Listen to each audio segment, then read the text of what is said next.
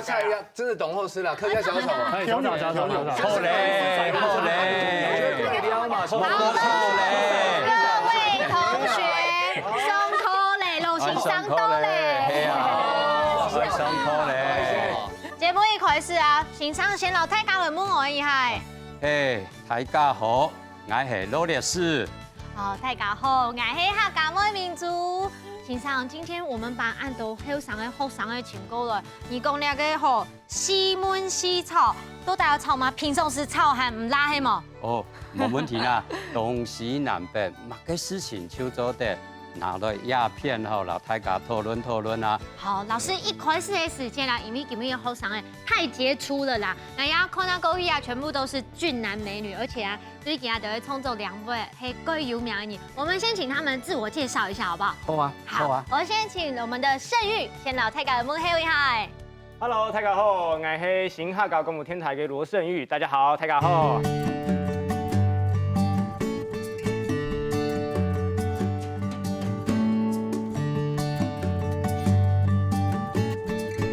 Hello， 上好了，芊芊姐姐。我係芊芊姐姐。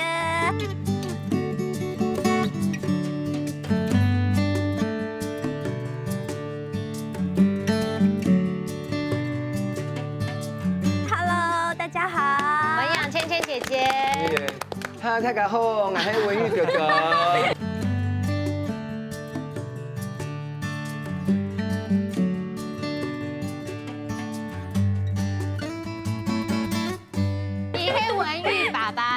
有发了哦，最近我刚当爸爸，也被小孩子很吵的阶段，很吵。对，接下来师姐。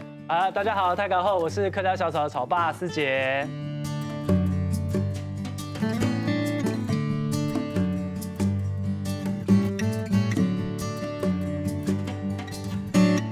文雅师姐。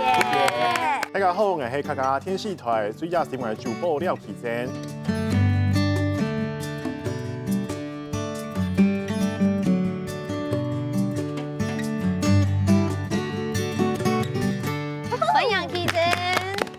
大家好，我是哈基古文化艺术团的艺术总监丁凯，大家好。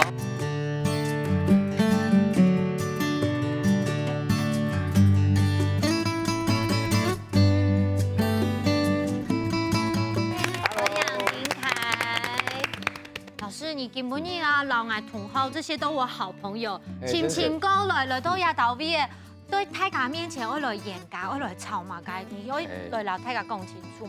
先唔好吵啦，先講到歡喜的事情好重要，好嗎？講一些開心的事情，那這樣Win一定會講說他當爸爸很開心啊。哦，最近很甜蜜的負擔啊！我有女兒是什麼？有女萬事足，只有睡眠不足。但是我最近其實發現很好玩，因為她現在滿6個月了。那其實該撩的時間，我會拿起她唱歌，很奇怪哦，我只要一唱歌，她立刻就會安靜下來。盧廣仲有一首歌叫《魚呀》，看魚呀底下游來游去。那我唱完之後呢，我就講，哎，魚呀，啊，我就想置入客家話怎麼講，我就在最後面教大家怎麼講客家話。那你教他講的時候，小朋友有哭嗎？他其實就不會啊，他就很認真。我覺得他這個馬上就迷妹的模式，這樣。我覺得我女兒很愛我，對，蠻好玩的。奇珍有乜嘅歡喜嘅事情嗎？最近啊，去馬來西亞採訪嘛，都聽到一個詞啊，連當地人講啊，講係安內。安內，係啊。安內對我來講啊，都係一個很熟悉的詞彙哦。啊，對大家來講可能咪係那位一個詞完之後係阿婆。哦，安內係阿婆嘅意思啊。阿奶。阿奶。日本係料到講啊，像安內啊係南島嘛嘅好老化，又係講演出文化，結果唔咩呢？結果反正到馬來西亞嗰邊嘅泰普卡啊，做下講安內哦，我覺得哦。種反喜很欣慰，有種非常那種親切感，他鄉遇故知的感覺，有種有點感覺。最近馬來西亞也到邊嘅，都到客家朋友啊。嗰成次哦，老師你生下來點嘛？你看嘅面紅看起來吼有一點嚴肅，都想講話又唔敢講話，其實。哦，丁凱。基本你聽演導嘅。哦，丁凱。丁凱。大家好，我是丁凱。最近。刚好我们的剧团在推一个就是下乡去讲故事，我会把我们客家的一些元素呢，一些一些融入在儿童的故事里面。然后我会到很多的幼稚园、国小去讲故事。那一开始蛮紧张，是说我们会告诉小朋友一些客家话，譬如说大家知道客家话的蜘蛛怎么讲吗？拉卡，哎，有拉卡，不错哦。那很难哦，蝙蝠呢？我知道我知道。 ，people 很好哦，很好好有趣哦。好，那再简单一点的，蝴蝶呢？永鸭贝，永鸭贝，永鸭贝，是我会啊，永鸭贝。那再难一点哦，再难一点。我跟你说，你要问师姐。好，这样不像，不要欺负我。最后一个，再简单一点的，来蜻蜓。师姐，蜻蜓老师点那我用猜的，蜻蜓。好像不错，有概念，对，还有概念，音调完全正确。永一夜，完全不一样。永一夜。对，所以其实我们在去推广这客家的时候，其实一开始大家都紧张说，哎，小朋友是会听不懂还是什么？其实透过这样子问答的方式，我会发现，哎，其实小朋友接受度很高。那其实，在旁边的老师或是同学都会觉得说，哦，原来挺有意思的。像这些东西，我们平常不讲，它就消失了。就像蜻蜓、蝴蝶，连客家庄小朋友自己都慢慢会讲到这样子去。所以，其实在这个过程中，哎，慢慢的把这些很童趣的语言再拿回来。两件事情，唐毅有改善会期哦。对啊，而且我觉得像这种，像芊芊姐姐也可以一起把它画进来，对不对？没错，其实我们在做一些儿童歌曲的时候，刚开始的时候，我们会在台上问小朋友说：“哎，小朋友，谁是客家人？曼你黑哈嘎你。”你就会发现那种就是不是客家人的小朋友，他也举手说我，就是大家都会觉得，哎，融入客家或者喜欢唱一两句客家，其实对小朋友来说，他们是觉得会骄傲的，他们会觉得很棒的一件事情，就跟爸爸妈妈那时候年轻的时候说，哎，我们好像都不能讲母语，哎，我们什么话都不能讲，哎，我觉得那个时代跟这个时代是不一样的。所以我觉得文化是潜移默化，就像爸爸他要把他的母语带给他的小孩，就是在生活教育里面自然而然沉浸式的教学，不要强迫式的啊，对，不要强迫收听爸爸的音乐。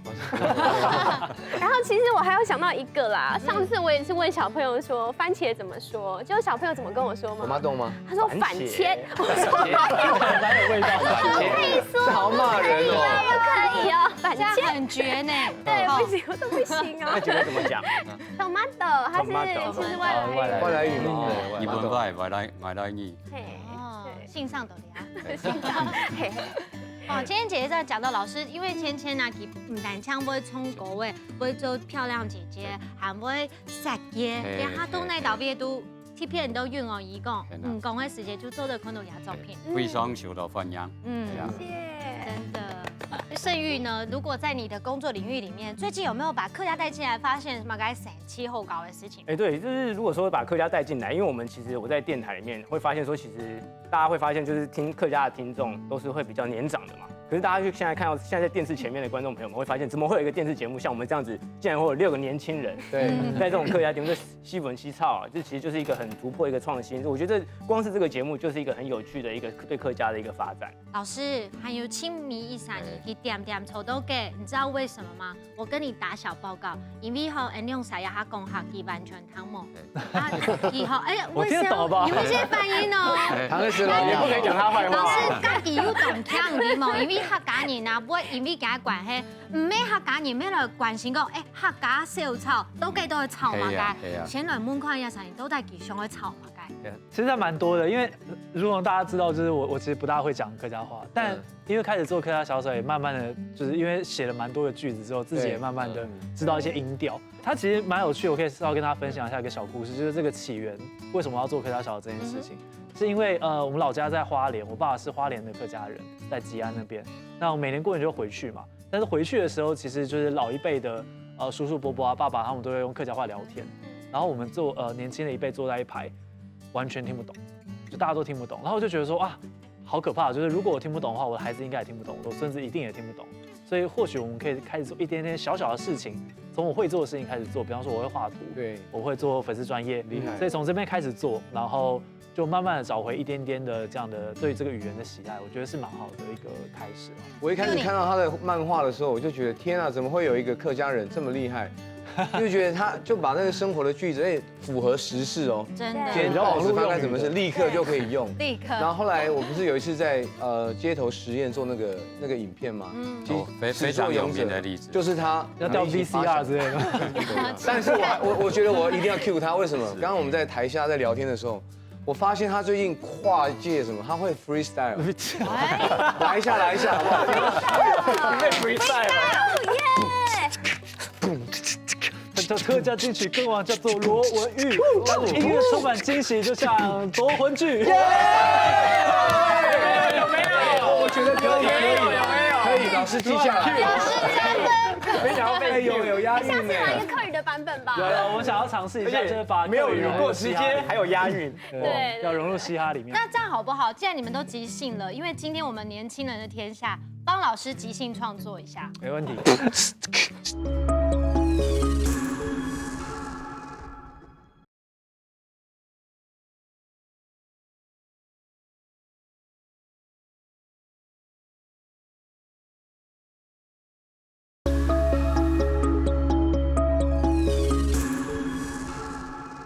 因为今天我们年轻人的天下，帮老师即兴创作一下。没问题。其实我最近刚好教了一句客家话，就是刚好最近有一个嘻哈节目很红，然后里面有一句叫做“你有 freestyle 吗？”润哥要不要教一下那个？哎呦，you freestyle 吗？有 freestyle 吗？you freestyle 吗 ？OK。对。所以呢，我们现在要来写一个吗？来给我一个节奏。帮老师写一个。老师吗？这可能有一点难哦。老师，你既然要吵，我们都已经跟你说年轻人在吵这个，应该也是要你们老师辈要跟我们融入，我们一起 freestyle 一下才对。对我来讲，也係一種太困難的功課，蠻簡單。不過給我時間。好，改吃豆黑暗的呀，老师，你刚刚讲到，因为我们都算兄来主持人啊，大家有音乐的、广播的、创作的等等的吼，台气感某 Q 用两位，我想要先动用大家手上的圈插牌一下，考大家想想看，因为你们都是冲走年吧，你们介意年轻人真的把客家融入在他们的创作领域吗？请举圈插牌。哎呦，没有人反对。董秋有你还更叉叉，小过共识，不演变成圈，有人这样突然转一下下，这感觉好像很难去举叉哎，这样。为什么？有什么压力？因为就算我们自己，感谢感恩他感应，可是呢，我觉得下一代的已经离这个越来越远。但是我觉得当他们有机会能够接触到客家文化、一些创意的时候，像我最近在网络上看到一些，比如他们会改编。本来可能一个 rap 是讲那个披萨很难吃，可是他把它变成板条很难吃，那个就很好笑。对，就融入一些他们在新媒体的一些影片，然后短几天创造几百万的流量。我觉得这样的一个平台工具，大家都可以尽量去用。对。不要再说台湾人没有价值了，其实我们的文化就是我们最棒的价值。比如说我们会到纽西兰去看毛利文化，对不对？我们会去看玛雅文明，对不对？我们会去埃及看人家的金字塔。那我们有什么值得我们骄傲？就是我们所留下来的这些文化。所以当以前的人会觉得，哎，这些东西好像跟我们现在生活是脱节的，但我觉得不会耶。我觉得慢慢把自己的母语找回来。虽然跟我给哈嘎巴妈妈清脏了，但是我很愿意的去尝试，我要把我之前的故事找回来。我是从哪里来？我的家人吃什么、住什么、穿什么？然后有什么好玩的可以介绍给我的朋友知道？我觉得那是在心里面的宝。你已经很厉害了，在我们当中，你可以把客家话传。对，我们先给他真的，你好啲错到最动案吼，模范生，係啊，一堆放一块出来。这样，而且啊，老师，我们是不是顺着大家刚才举了圈插牌之后，老师其实你有一个问题要来问大家，对不对？我事上係新聞，不過持真金牌卡起來當場會蠻講嘅，先堂機講鐵，整個來問題。我想說了，想吐槽。我覺得啊，像是文英哥剛剛講的，就是那种 rap 啊，我在网络上其实最近也看到一个影片，就是讲它也是个 rap， 但是有一点粗俗，它是讲客家人的刻板印象。虽然说有点粗俗，但我觉得说它有一些有点用词啊，把客家人其实很简单的用词把它讲出来，比如说吃饭、睡觉、尿尿，还有那个尿尿，对，那当然其实就是包括就是生活的一部分，它就是吃喝拉撒睡。那可能会有一些不同的讨论，但是我觉得有讨论的话，其实反而容易引起更多的共鸣跟关注，创造一个话题这样子。那因为头摆像外头了头老人家以上吼，基本上外头头然后第摆丢嘅文化就係农業時代嘅文化啦，農業時代的文化。不過亞下嘅時代不再是農業文化的時代，大家在都市裡面。不同專長的人，不同語言的人匯聚在一起。不過亞出來冇問題，好冇？對。我想我睇一個門嘅人吼，係佢做亞行吼10幾年咯。10幾年啊，先看下萬年年紀有10幾年經驗。哎呦，不能亂講。本代佢冇乜嘅做客家嘅事情啊。本代佢冇乜做客家嘅時候，範圍越來越小。背面佢因為客家。念詩秋哦，太瘋咯！幾個字？全部都3個字啊？3個字啊！唔過佢係唱歌嘅啦。哦，唱歌誒，給哈。好，我們就一起來講出它的名字，就是客家花布。西扎斯誒。哦，這不是哦。Win 啊，Win 分享下。哦，講到做客家一個文化音樂，其實嗰種困難的事情。因為其實我在做國語音樂，其實這麼多年來，很實際的，可能在創作的市場來講，比如我寫完歌可以銷售唱片，以前還可以賣得還不錯，那包括歌曲還可以進 KTV。可是當我要做客家音樂的時候，其實某媽跟實驗，他甚至他的平台連 KTV 他也不要買這些歌曲，因為他覺得用的人很少，會唱的人很少這樣。那我們不能因為讓這個事情就停在那個地方。啊，其實我做一件事情，後來還跟公司講。那剛剛有個事情可以有加成，你剛可以支持我，所以講他可能會賠錢。然後呢，那如果能夠留住一些東西的話，那或許我覺得大家陪伴我完成這個夢想。其實講歸設計的問題就會講你要做好唱片，你要把音樂影像做好，你甚至要宣傳等等，你必須要錢這樣。那我曾經跟客委會申請到一個補助案，當我拿到錢的時候，我覺得很感謝。可是那個錢只有81000塊。我曾經我的臉書講過這個話。那像以我們做國語音樂一首歌，其實平均製作費而已哦，至少是大概15萬到22萬空間這樣。可是如果你要81000塊，我連做一首歌都不夠，更何況我要做一張專輯，所以我覺得這是最大的困難。這樣。魏梅點出一個創作上最大問題，就是經費。對，因為真的是。MD 共錢會不會大家覺得說比較 low？ 但其實不是，我們在創作的時候，清楚有面對到的第一個問題就會講有沒有市場，有沒有錢，一定會按鈕，對不對？現場來的一定每個人都有切身的經驗。剛文玉哥講到就是說那種客家音樂的一些狀況，其實在電台也是類似的概念哦。因為像是說，剛剛我們有講到就是說，像客家電台的聽眾啊，普遍可能來講會是那種比較前輩級的，就是說他們年紀會比較大，他們才會聽客家話嘛。那如果說今天你全部都是講客家話的電台的時候，年輕人覺得湯姆斯聽不懂，那聽不懂他就轉台了。那所以說在這種情況下的時候，你就會跟一般的主流音樂電台的時候，那種經費的狀況就會也有差。所以在這種情況下，你如何再去推廣客家，讓年輕人去聽的時候，就會有那種經費上，或是說你在聽眾市場上面的時候，會面臨到蠻多的一些同樣的這樣的一個困境。同樣也會發現說，像是客家歌曲在一般主流音樂電台有時候會很難聽得到。你很難有機會可以聽得到。那當然就是在客家電台的時候會常常聽到嘛。那可是相反的，客家電台的聽眾又是比較年紀大，那比較沒有年輕的時候，那這些年輕人做一些客家流行音樂，要怎麼樣去做一些推廣的時候，其實這個就會有一些面臨到市場跟經費的一些困境的一個狀況。先生，你會本大家有乜建議嗎？文玉睇下講嘅實際上係市場嘅問題啦。係講到你嘅創作。只變到一般的市場，嗰是市場後台。係講係變到客家，也市場就變無安泰吼。古時候一下我因為最重要嘅話題就係樣板樓客家變到一般嘅主流嘅市場啦吼。目前迄广泛的寻求，像头下启真提到嘅东南亚嘅客家市场，目前中国嘅客家市场，无听出迄一只可能大规模同样嘅市场嘅盘。向外走出去。那像我们就住在台湾，我就想了解，比如我想跟大陆那边的关于客家这一块的，可能影音出版或是娱乐公司去连接，可是事实上也不晓得怎么去跟他们连接。那我们在台湾的部分是有哪些窗口嘛？比如你讲到马来西亚，我知道有很多的客家人，对，他每都在我的脸书会留言，希望我可以怎么样去跟他们合作或等等的这样。呀，可能真係喺政府單位，咩可能講合 VB 啊嘛嘅，做得來簽署人哋還有上年嘅素材。其實我有跟大陸那邊的音樂的人做一些交流，可是我發現那邊的人根本。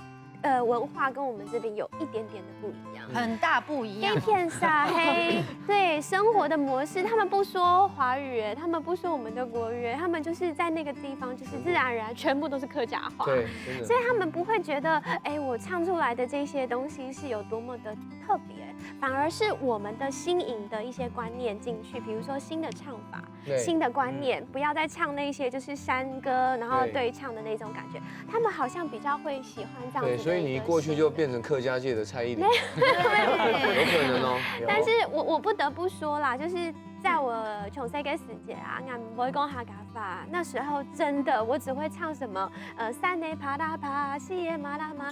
可是那個東西是以前爸爸媽媽的，老師笑成這樣，是你也會唱。我們不會唱，就是還蠻高端的。很好的歌曲。然後我問我媽，就是那個意思要解釋成怎樣，她也不知道從何解釋而起。然後我就會問一大堆的為什麼，因為那個時代跟我們的時代是完全不一樣的，所以那時候才會驅使我說，我又很喜歡小朋友，又很喜歡兒歌，所以我才從客委會的一些像比賽的過程當中，因為客委會的比賽蠻多錢。他講的我都有拿到。我覺得客委會真的，如果您們真的在電視機前面的話，真的是要多多舉辦這一類型的節目，讓以前的我在念書的那個時候的我的那一群學生一起找回來的那種憧憬。對，所以我覺得應該要往下扎根，然後去跟年輕的朋友說，你可以了解你身旁的文化。然後我也覺得不僅僅是客家文化要予以保留，我覺得原民文化、閩南文化其實都同等重要。所以就我可以再補充一點，像每一次比完賽都有留下很多很好的作品，可是可惜的是呢，這些歌都不會被聽見。對，好，辦完每一屆呢，有好的作品，可是就過了，又期待明年。對。那我覺得應該是怎麼樣把這些好的作品，比如說透過一些像師姐他們這些新媒體行銷，或者是如何，或者是舞蹈。对，等等的整个结合，出版成册，那甚至我觉得他也可以报金曲奖等等，让大家更有机会听到这些作品。对，那我觉得应该请那个师姐来当我们的顾问。好的，她太有创意跟想法。顾问，现在Win哥都 Q 到我了，因为我在旁边听，我其实觉得很感触很多，因为其实我在努力的其实就是这件事情，就是大家都觉得说新媒体的力量应该有机会可以接触到现在的年轻人，是，但其实就算是新媒体也遇到很大问题，就是。如果今天跟大家讲说，我今天要来介绍客家文化给你，我今天要唱客家歌给你，大家都会觉得说，哇，有一种防卫心，觉得说啊，我跟这个东西没有关系，这是我的长辈们在讲的语言，这是别的民族在讲的语言。但我现在在努力的事情，就是把这样的东西，企图跟就算你不是客家人，你也会对我的东西觉得有趣，你也会有兴趣想要多多了解。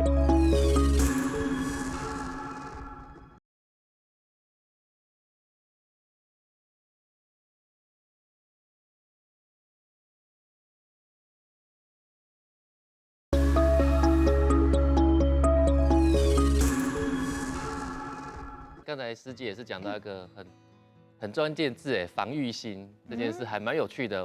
其实这一个感觉，我前没有感受到，但我在做客家相关的编创的时候，在推广的时候，就碰到这个无形的，你说是墙壁呢，还是一个镜子，就会碰到在一起。像其实我们在推。相对来讲，我们在客家的一些的艺术展演，相对来讲，在精致化这一块是慢了其他族群还蛮多的。那当然，我的这几年努力都是把一些好像现代舞蹈或比较精致的一些影像跟画面带入到这个我们客家的剧场里面。那在前期真的推得蛮辛苦的，说要不要看我在做客家戏？那我的朋友都会说，你为什么要去做客家戏？台湾那么多舞团，那么多东西可以去做，你为什么做客家戏？那是第一种。第二种是你们要穿很老的衣服嘛，铿铿锵锵嘛，然后都这样吗？我说也不是这样子。然后我还说我们有一些现代舞还是有说什么，是哦，这样很难想象你们客家人因为跟现代舞，因为就是永远就是那个衣服或那个氛围这样子。好，那其实真的就像那个维义哥讲的哈，我们要把自己的东西一直去提升到看过，就觉得真的耳目一新，是不一样的。但是因为真的客家在保留前面那个印象，真的太强烈，太强烈了，太久了，所以真的要让人家走进来，重新突破再认识的那个过程，真的是大家我觉得都还蛮辛苦的。那现在因为我们也知道说，我们剧团有好几个层次，那客家大戏这个层次是告诉一般我们已经学龄以上的孩子到成年人一些客家的文化跟历史。那我们现在也在努力的在推广，就是客家的儿童剧。好，那当然一样很有趣哦。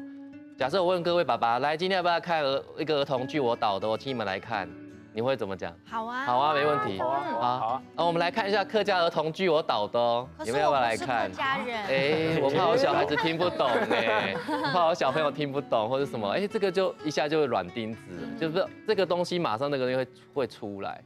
好，所以其实我们也正在努力去想去突破这个东西，所以后来我们也是变成说，我们剧团的改变方式说，我们不干脆在剧场等观众，我们就是一路直接去跟很多的学校或很多的社团体说，我们来讲故事或是演故事，我们边演边讲，然后先把我们的故事丢出去，那再跟他们讲说，在不久的时候，它会是一个儿童剧的形式，欢迎家长、老师或者小孩子来看。他们听完了故事，跟我们这样接触说，原来他们就很有兴趣再进到剧场去看说这些角色怎么去变成一个剧场的东西的模式，他们就有兴趣了。但是如果只是纯粹的邀约，那个保护罩会马上瞬间出现。怎么样先把人带进来这件事情，对，可能就是真的需要大家动脑筋了。对，我觉得在这边我要特别感谢客家电视台，为什么？因为他们真的很威、很勇敢，在打破樊篱这个刻板印象这件事情，我觉得他们做了很多的努力。比如说我在主持这个台里面的节目叫《大声麦克风》，因为一开始它的概念就是要让客家走出去，那外面的族群也能够走进来。那所以呢，因此开始在设计邀请歌手的时候，它就不限定只有客家歌手，就比如说有主流的，像我911啦，或李圣杰啦、家这一些。可是当他们进来的时候，才发现哇，客家的音乐跟这个他们自己的音乐，比如说他们的歌好了，把它改编成客语版，他们都好好奇哦。然后整个唱完之后，我教你讲客家话，结果他们学会之后呢，就我们把这个影片放到网络上，他们所有的粉丝同时都学会这一段客家话。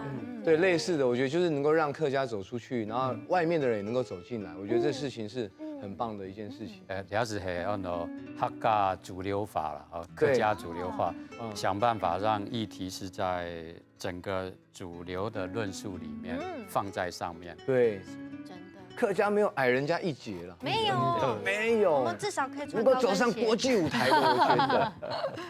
奇珍，我是有一个经验呐，都会讲吼，有一班爱抽非常差啊，刚好那个小黄司机开，我说，那个大哥可不可以转那个 FM 多少，啊，就是宝岛客家电台啊，然后就听了之后说，原来客家话我听不懂呢，但是你们的客家的美食很好吃呢，因为刚好在介绍美食，真的，我觉得有时候有想哈要这种类似那种强迫行销跟灌输，对，不然的话你没办法，因为就像我们要主动出击去找你的受众，而不是等着配撒来接受你。我觉得主动出击这一点，对于现在客家传播来讲，应该可以懂穷有的事情。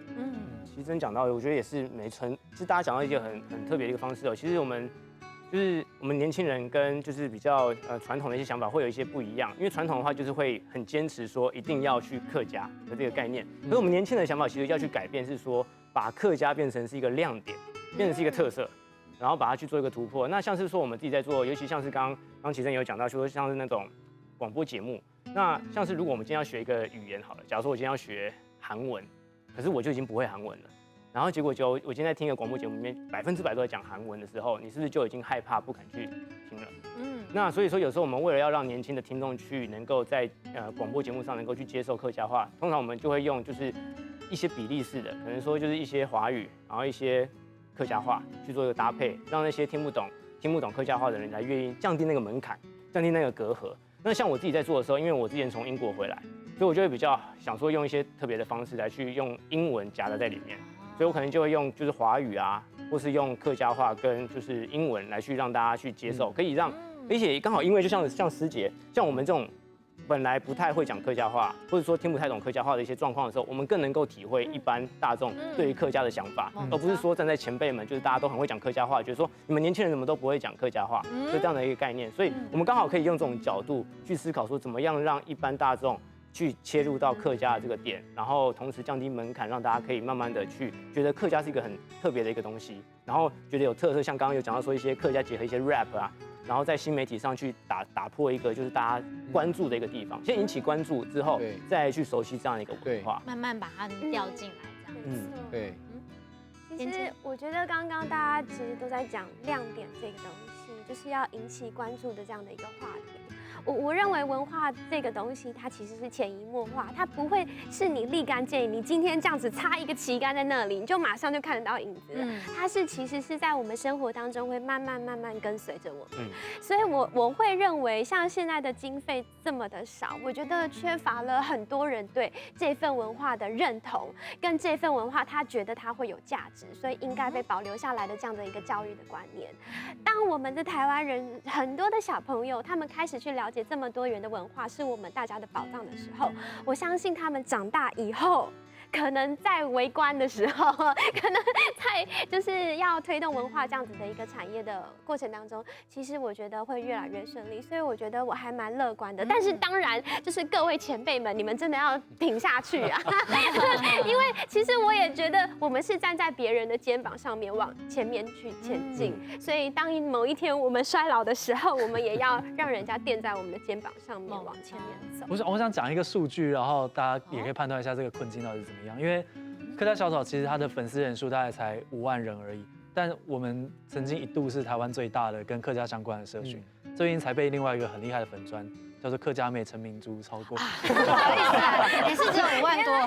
对，所以大家可以感受到，就其实，在讨论客家的社群再大的也就还没有10万，那这是很危险的事情。为什么你们都有按赞吗？对，赶快去按赞，赶快去按赞。对啊，所以如果我们不试着走出去的话，其实它会被锁在一个小的圈圈里面。所以我其实蛮认同刚刚大家讲的，就是把客家当做一个亮点，然后去接触更多的新的族群。但我觉得说更重要的是，其实在让客家文化留存下来，这每一个任务、每一个层次的任务都很重要。比方说我在做的事情是让更多原本跟客家觉得客家跟自己无关的人进来，可是当他进来之后，他想要了解更深入的，或许比方说客委或客台，他提供很多很专业的内容，也可以让他们更深入的了解，对吧？所以我就真的还蛮喜欢。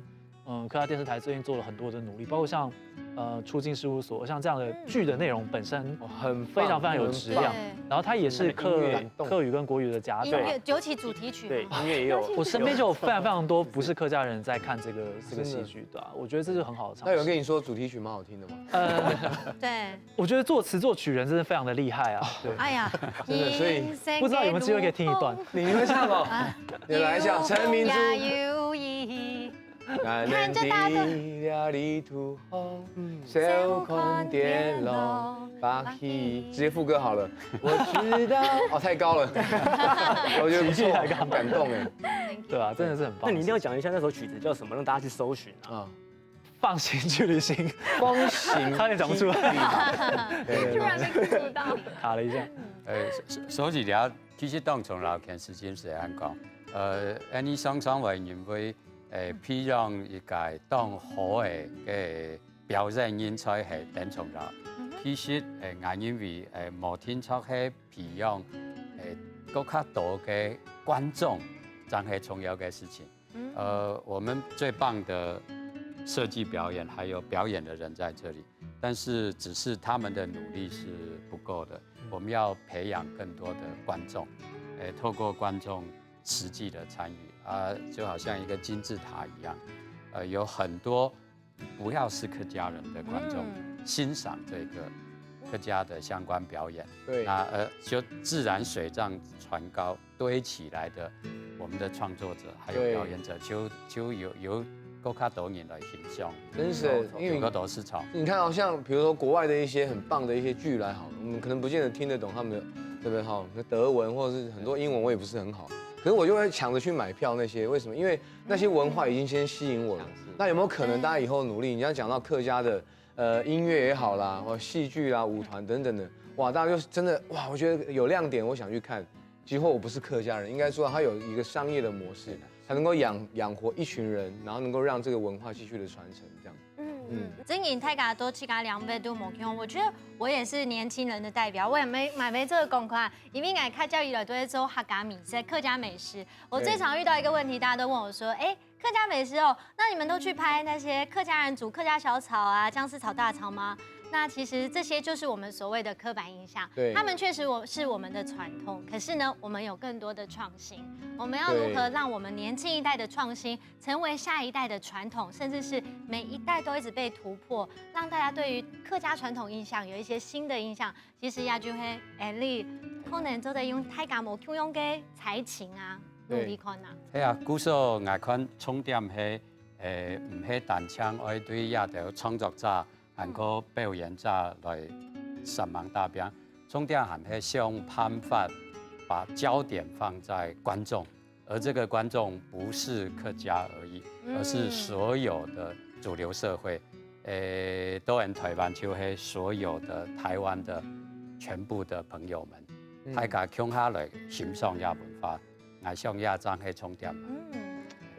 我可不可以先挑戰大家一個問題？是，就是我們要吸引到不是客家人來關心客家的時候啊，我們當然在這裡一定會講，客家人用版。可是大家真的會覺得說，打從心底的，我真的想要用我的可能有個力量，我可能會犧牲一部分得到的酬勞，但我執意要做客家。如果真的有這兩難的時候，你們願意為客家犧牲一點點嗎？曾有這種經驗，對不對？已經犧牲了，已經犧牲了，全部都犧牲了，已經犧牲了，已經犧牲了，全部。好，我看一下，那你們舉牌，讓我們老師看一下，好不好？願意嗎 ？Q 你。啊，我舉錯了是，我那願就 Q 一下，都可以啦，對 ，Q 一下吧，對，都可以。有沒有人是那種很痛的經驗，要試試看跟大家分享？因為可能就是問題在這裡面了。問題啊，犧牲。好。林凱先來吧呢。其實我覺得我在這幾年忙客家的感覺，其實我先分第一個層次，第一個層次就是一個叫做老的客家形態、意識形態跟新的客家意識形態的一個中間點。好，因為我們這一批人出現的時候，我在想，可能剛好後面有一群很強大在推客家文化的這一批前輩或是老師們，那他們的核心當然是客家是一切的為主的世界，所以那時候可能很多事情，他就很強調要很明顯的客家，譬如說，一定要穿藍衫才叫客家，你的音樂一定要八音，一定要嗩吶這樣吹下去，才會，他掌握了這個所謂的比例的那個平均的最高標。那推起來其實蠻累的，就是說，因為我們自己站在最前線，知道說這個東西觀眾是吃不下的，但是我們又被賦予了這麼，我是只能拿這個去餵觀眾，所以其實那個就卡在一個很邊界的兩難這一點。那當然有時候，我們在做了相當的稀釋之後，就是相當的調試之後，有時候後面的一些比較老的老師們，或者說就沒有辦法接受這個調試，沒有辦法這個稀釋，就是說你怎麼不倫不類呀？怎麼把客家弄成這樣子？對，就是這是一個比較，就是我們在做表演藝術的時候，常常遇到一些比較前輩資深老師的一些指正，就說客家被你這樣弄都不客家了，都不太像了，這樣子怎麼叫客家呢？然後其實我們就會，其實老師我們在那個位置上沒有辦法拿這個樣子去你想要的那個東西去，我們在最前面的妥協。好，那我覺得這一段還蠻，這一段是我覺得印象比較深刻的。好，我剛剛聽到他這樣講，其實我很哭了嗎？耶！其實我們在錄那個客家的小朋友的兒歌的時候啊，真的会在录音室里面就是会放声大哭哎，因为其实很多的客家传统的老师会觉得，比如说色番你就不能唱色番。比如说冲那山沟，那个是跟着语韵一起走的旋律。但是其实你知道，如果我们现在谱出一个词，又要跟着语韵一起去走，你知道这有多难？多难写？旋律。第一个是多难写，第二个是多难听，你知道吗？所以就是我会觉得好崩溃的感觉。那时候。其实我有一张专辑是得了那个金曲奖，那个金曲奖是完全不分任何语言去比的儿童音乐的专辑奖。那时候有人就在后面就说：“你这个东西说的客家话也没有说的很好，然后呢唱的那个客家的旋律跟语韵又不搭调，然后好像你说的这个事情好像又不是发生在客庄，然后你硬要就是没有这样子的去实定去走的经验，你要去创作那个歌曲。但是后来因为那个歌曲是的确用了很多的战争跟打斗，然后去把它写出来的。”得金曲奖了，好，所以你知道我在后来做的这样的途中，我开始变得勇敢，是我会去先看看现在的小朋友的生活当中到底充满了什么，我再把他们的东西抓过来。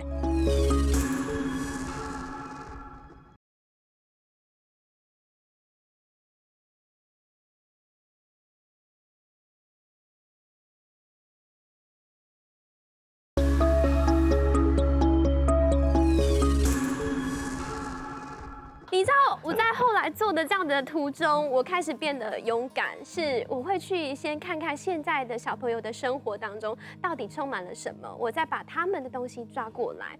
其实我有看过书，然后我的教授有跟我讲过，他说文化跟文明其实是一线之隔。其实文化会造就文明，文明也会因为文明有一些疏失，它会产生文化的另外一个起点。所以我们现在刚刚明珠有讲了一席话，其实我们大家会在承接这样子的一个脉络的过程当中，我们大家都在这样子的一个波涛汹涌的这样子文化的这样子。每天都在转移的这样子的一个情境下面生活着，所以我觉得不用害怕去改变，然后也希望老人家不是老人家，老师前辈们，不是说你，也希跟我们前辈们可以听听。当然，我们也会吸收前辈的一些资讯，你们的宝贵的经验对我们来说太重要了。他们的，这样老师会很敏感。对。但是我真的希望就是可以回过头来看看一些我们现在年轻一辈的人的生活、想法、认知，然後還有系統，我覺得這個會是一個新的客家的代表。確實係樣，因為基本上就底下嘅斯坦人嘅文化係傳統農業時代嘅文化啦。對，已經不再是現在整個台灣的社會政治經濟背景。那個事情變化太大，不過一般人嘅文化嘅想法，還係留到頭擺嘅傳統的印象，很同樣留到，它就會變成一個基本教育派，覺得按章係客家文化，其實時代變咧，故所你都要堅持下去，加油，堅持下去。對，是剛才那個其實真沒有一盤，要回應這個。林凱來一概，剛才他講說，就是在這個文化跟他們要戲劇演出的中間有個拿捏。其實外頭客家天戲團做了10萬年嘞，人其實大擺沒讀到千萬內功，你們怎麼都會找那種就是講國語的主持人啊？為什麼都不講客家話的？這個我想那個文玉哥應該有一直被打被罵。就被打被罵，難過。電台也是。你怎麼回應？冇。那其實做新聞嘛，我們有時候會配音啊，都配客家話，都會講客話。其實也會有很多的新的詞彙進來，那些都會有時候讓一些比較老人家沒辦法接受。可是我們像念到外國名字的時候，我們看到說像可能其他台有那種閩南語、後羅發嘅新聞哦，都會摻雜一些國語、外來語的用法。我們也想說，為什麼我們不能這樣用，都一定要用很純的客家話去把它完全翻譯成那個專用名詞。然後有想哈，當然我們有的時候說就是我们这个世代就是是一个我觉得是一个很创造的世代。那我们今天做了什么东西，其实会定义明天的客家人长什么样子。对，讲得好，好啊，真的哽咽了，哽咽。林凯，其实我觉得刚好那个回应这个上一个话题，我觉得有时候我也在看客家的节目的时候，虽然我觉得客家话的流失当然很重要，但是有时候在介绍某一些主要的老师或是一些来宾的时候，他做的事情应该用他习惯的语言去形容，会更恰当，会更舒服。有时候常常会看到是说他挤出2句他可以讲的客家话，可是他把他辛辛苦苦的结晶很稀释掉在那几个简单的文字里面。那我其实我们在做一些儿童新剧的时候也是，因为就像是语言日新月异的 freestyle， 对不对 ？YouTuber 现在这些人都出来了，对，这些东西在客家里面是传统字是没有的，所以你因为就是那种东西翻不过来，有时候讲起来也真的特别老舍，反正你讲出来没有那个效果，所以其实慢慢的就这个文化的这样的渲染下，其实大家都在努力啊，就是怎么样保有自己却又可以跟别人依附，我觉得这是一个我们目前这一批创作者目前正在努力的方向吧。相对来讲，以前这种纯粹的保有跟现在的融合跟发展是完全是又是另外一个现象一个层次。我们刚好都站在那一层，我觉得我们很像站在那一层，因为我们的老师或是指导者他都是很纯的客家人，所以当时我们加了一些新的东西，在跟概念跟我们从社会上回来的一些新的方式的时候，这个东西就是反而是我们自己的我们的内家拳的功夫要先练好，因为其实对我们来讲，我们做客家真的是满心欢喜，真的外面对我们的非客家族群的对我们的批评或是什么，那其实都还好，因为大家在不同的文化上其实不太会批评或者是什么。但反而是自己内家人很容易就是 bang， 就是 bang， 就是突然不知道怎么就大炮就打来了，这样打的这样来自老人家的大炮，老师不是说你啦，你不是文化上就一些的大环境，客家大环境，对，但是其实相对其他族群，他们比较虽然冷静，我们讲冷漠冷静，但是比较不会有一些比较容易有负面的或是一些直观的一些批判。反而是自己有时候，反而自己听到的都是自己人的批判，还比较强烈。所以客家要团结，对，我们先把大家顾好，对不对？自己先学会欣赏自己的文化，我们就可以走出去了，或是学会自己欣赏的特色跟的东西，那我们就可以走出去了。给你一个赞，认同。跟现在的教育一样啊。鼓励代替责骂，我们都已经很不容易要踏进去了。你跟我说你现在就踩在起跑点线，你现在完全就是犯规的状态啊，不可以这样，因为你会觉得好像被浇了一头冷水的感觉。我才刚要开始冒出头，那我很希望老师们可以把我这样子提起来，对，而不是说外面太阳很大啊，小心啊，出去会被晒伤啊之类的。浇水。对，而且像是今天姐姐、文玉哥，我觉得像这些客家流行歌手，其实跟以前年代比起来，已经有越来越多年轻人愿意去尝试这种客家歌曲的流行音乐创作，这已经是推翻以前很多前辈们说客家山歌啊，客家只停留在山歌这种刻板印象。那真的是像不管是电视台，或是说在电台里面，真的很多听众以前老人家都会打电话来说，哎呀，你们怎么会播这种歌曲？就是这种客家话唱不标准的歌曲，或者说这种主持人讲客家话不标准。所以真的也是我觉得这对两边哦，不管是对我们年轻人，或是对一些前辈来讲，其实都是我觉得要互相妥协。就是说，可能传统的就是前辈们的一些想法，可能要鼓励他们试着去接受改变。去接受改变，就是说现在可能会有一些更多创新的东西啊，一直不断的出来，而且速度只会越来越快。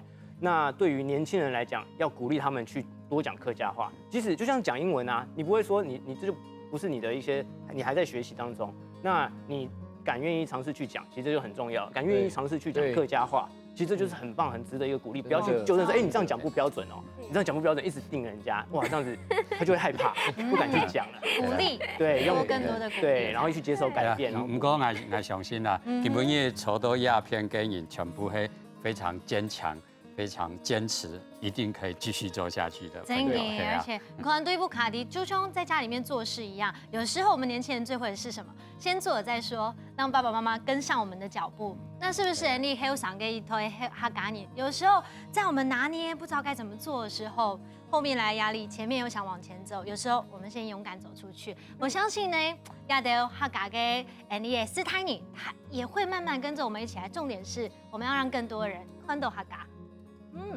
老师，今日安用超威有说你满意吗？哦，做得真好。好。弄人家糖豆、青豆，一时的事情了。老师，你的 freestyle 可以来一下了吗？给你一堂课的时间 freestyle。